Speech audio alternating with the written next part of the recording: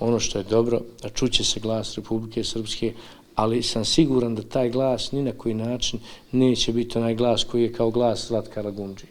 Ja znam da predsjednica Cvijanović nijednog trenutka neće favorizovati Srbe, a ugrožavati i pričati o lošim Bošnjacima. To će biti samo oslikavanje jednog realnog stanja u Bosni i Hercegovini i ona će i govoriti o mogućoj budućnosti u Bosni i Hercegovini. Ovo što se radi sa neobavezujućom rezolucijom i pokušajem da se to progura većinskim glasovima u Skupštini Ujedinjenih nacija, to je samo jedan poraz za Ujedinjene nacije generalno i mislim da taj poraz i pokušava da spriječi ruska diplomatija stavljajući ovu tačku na dnevni red u Savjet bezbjednosti Ujedinjenih nacija.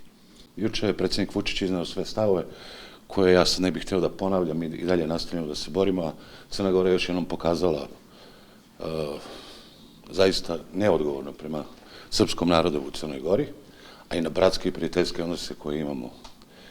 Mogu samo reći da su prvi priznali i Kosovo i uopšte nas ne iznenađuje ovo njihova najava da će glasati za rezoluciju.